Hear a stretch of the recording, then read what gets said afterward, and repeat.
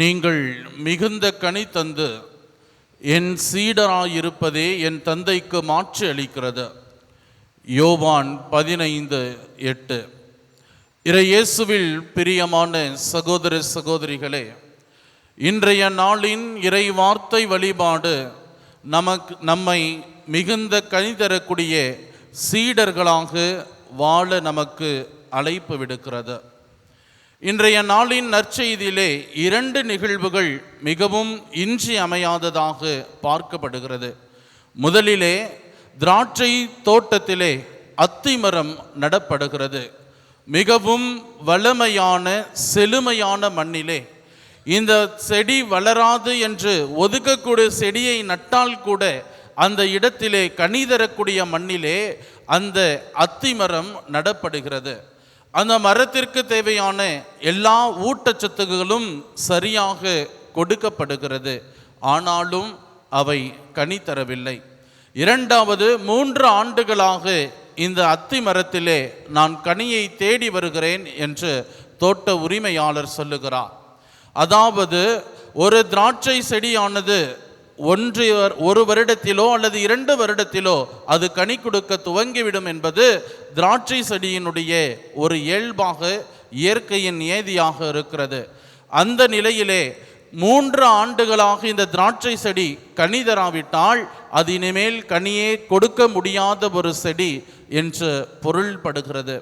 இந்த நிலையிலேயே தான் இதை வெட்டிவிடும் என்று உரிமையாளர் சொல்லுகிற பொழுது தொழிலாளர் சொல்லுகிறார், ஐயா, இன்னும் 1 ஆண்டு விட்டு வையும், இதை கொத்தி நான் எரு போடுவேன், அடுத்த ஆண்டு கனி தந்தால் சரி, இல்லாவிடில் வெட்டி எறிந்து விடுவான்.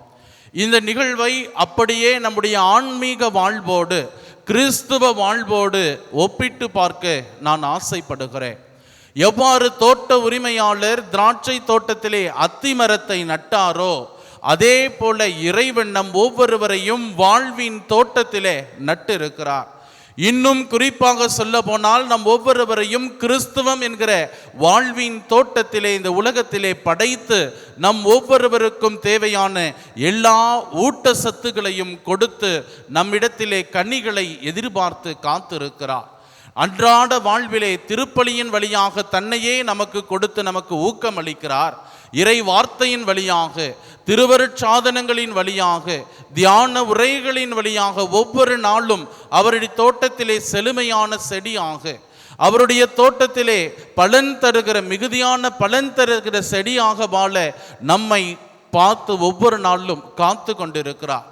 பவுலடியார் கலாத்தியருக்கு எழுதப்பட்ட திருமுகம் 5வது அதிகாரம் 22, 23 இறை வார்த்தைகளிலே வாசிக்கிறோமே, தூய ஆவியின் கனிகளான அன்பு, மகிழ்ச்சி, அமைதி, பொறுமை, பரிவு என்கிற 12 கனிகளை கொடுக்கிற அத்தி மரங்களாக வாழ இறைவன் நம் ஒவ்வொருவரையும் பார்த்து ஒவ்வொரு நாளும் ஏங்கிக் கொண்டிருக்கிறார்.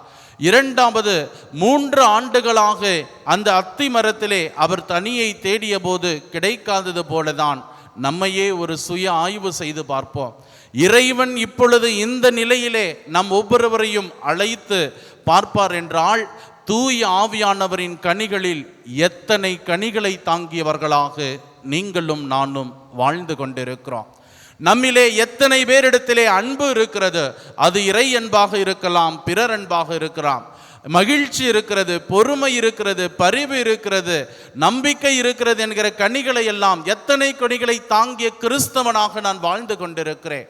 லூர்து அன்னையினுடைய அன்பு பக்தன், லூர்து அன்னையினுடைய சீடன், சீடத்தி என்று சொல்லிக் கொள்கிற நீங்களும் நானும், கல்வாரி நாயகன் இயேசுவினுடைய சீடன், சீடத்தி என்று சொல்லிக் கொள்கிற நீங்களும் நானும், யோவான் எழுதிய நற்செய்தி 15:8 சொல்லுகிறாரே, நீங்கள் அனைவரும் மிகுந்த கனி தந்து என் சீடர்களாய் இருப்பதுதான் என் விண்ணக தந்தைக்கு விருப்பமாக இருக்கிறது, மாட்சி அளிக்கிறது என்கிற அவரின் வார்த்தையை கொண்டு நாம் பார்க்கிற பொழுது எத்தனை கனிகளை கொண்டவர்களாக என்னுடைய வாழ்வு அமைந்திருக்கிறது என்று நாம் சிந்தித்து பார்க்க வேண்டும்.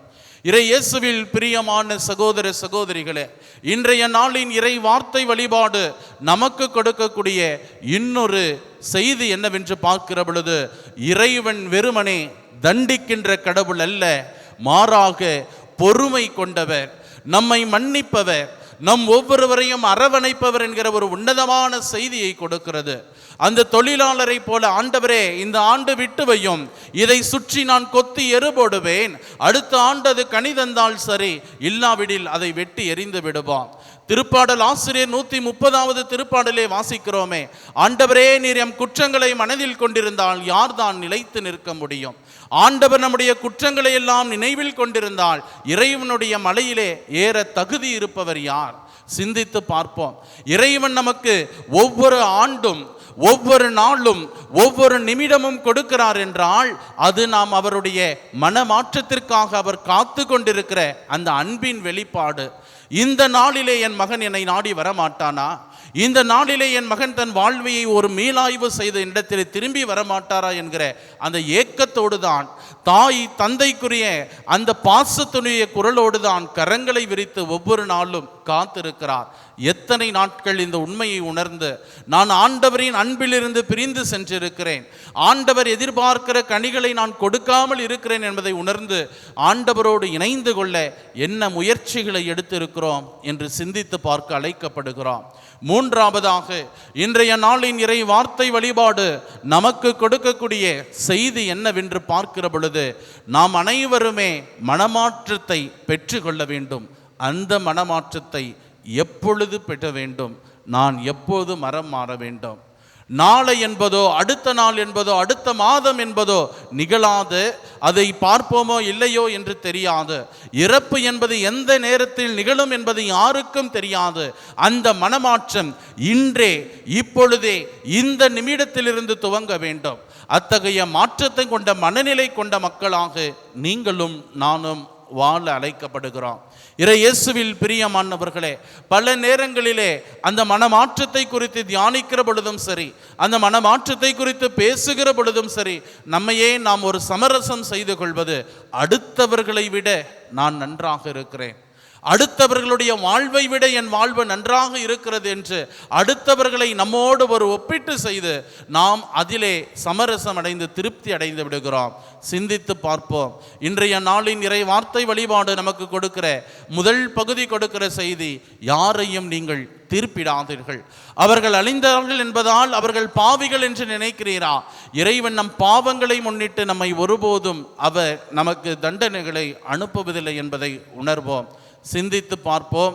ஆண்டவரின் திராட்சை தோட்டத்திலே அந்த அத்தி மரத்தை போல எத்தனை கனிகளை கொண்ட மனிதர்களாக நான் வாழ்ந்து கொண்டிருக்கிறேன். கனி தருகிற, மிகுந்த கனி தருகிற மக்களாக வாழ வரம் வேண்டி செபிப்போம். ஆமேன்.